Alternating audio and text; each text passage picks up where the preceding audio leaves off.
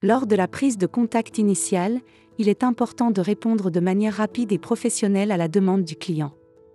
Organiser un premier rendez-vous permet de mieux comprendre les besoins et attentes du client et de jeter les bases d'une relation professionnelle solide.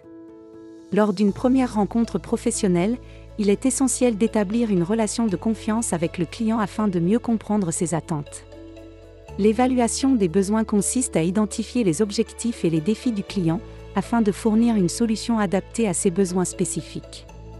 La proposition de coaching consiste à présenter une offre de coaching adaptée spécifiquement aux besoins du client, en mettant l'accent sur les objectifs, les défis et les aspirations uniques de la personne à accompagner. L'étape finale du processus de coaching consiste à formaliser l'accord avec un contrat signé, ce qui définit clairement les attentes, les objectifs et les responsabilités de chaque partie. La planification des séances de coaching est une étape cruciale qui implique de définir un calendrier détaillé.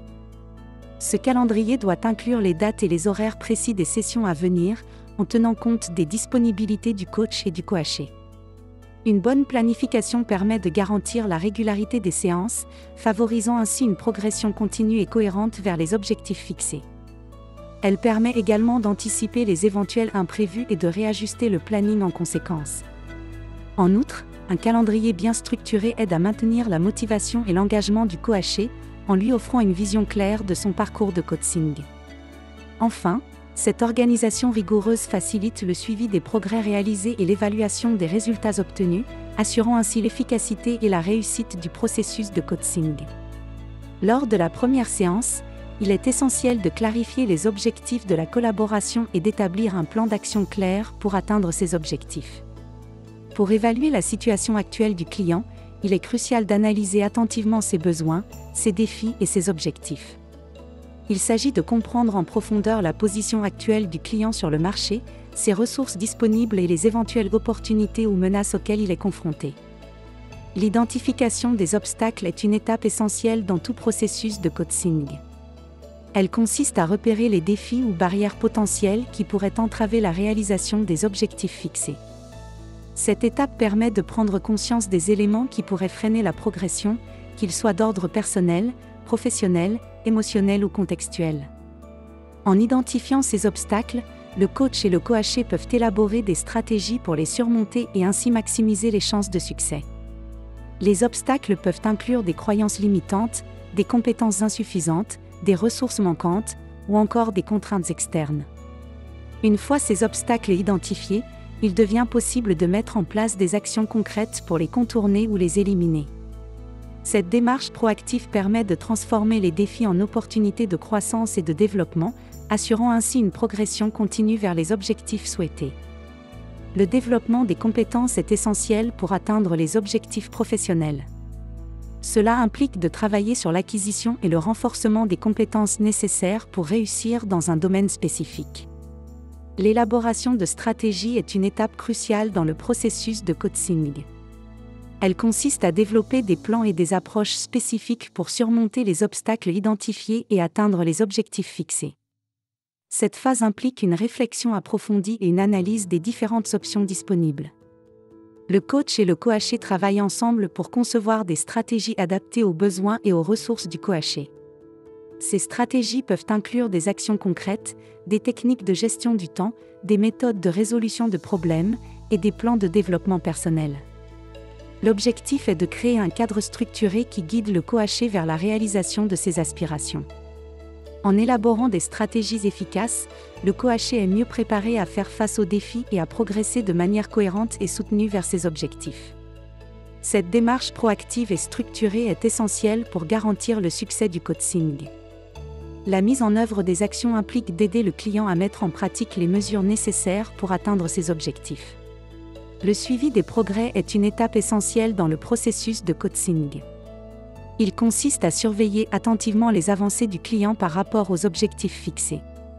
Cette étape permet de s'assurer que le client reste sur la bonne voie et de détecter rapidement tout écart ou obstacle potentiel. En suivant régulièrement les progrès, le coach peut fournir un feedback constructif et ajuster le plan d'action si nécessaire.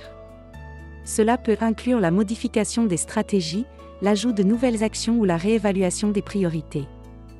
Le suivi des progrès permet également de maintenir la motivation du client en célébrant les petites victoires et en renforçant la confiance en soi.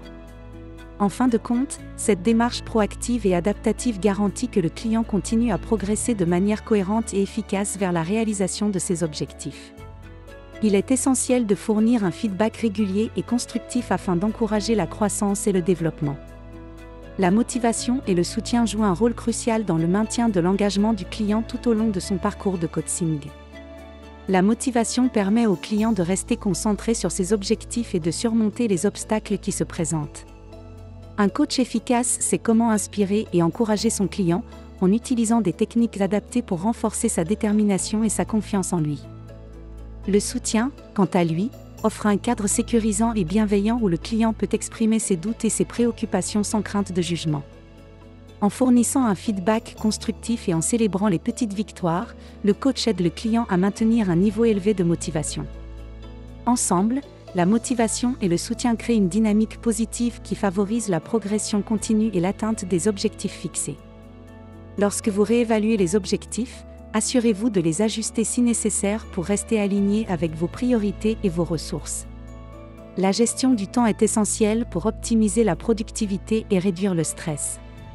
Aider le client à identifier les tâches prioritaires, à planifier son emploi du temps et à éliminer les distractions peut améliorer son efficacité. Le développement personnel est une pratique visant à améliorer la connaissance de soi, à développer ses compétences et à atteindre ses objectifs personnels. Travailler sur le développement personnel du client nécessite une approche individualisée, en identifiant ses besoins, ses forces et ses faiblesses, pour l'aider à évoluer et à s'épanouir. Lorsqu'il s'agit de gestion du stress, il est important d'aider le client à identifier les sources de stress et à adopter des techniques de relaxation et de gestion du temps pour maintenir un équilibre de vie.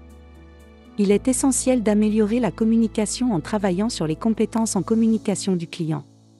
Cela peut inclure des sessions de coaching, des exercices de prise de parole en public et des techniques de communication interpersonnelle pour aider le client à mieux s'exprimer et à comprendre les besoins des autres. La résolution de problèmes consiste à aider les clients à surmonter les difficultés qu'ils rencontrent, en leur offrant des solutions adaptées à leurs besoins.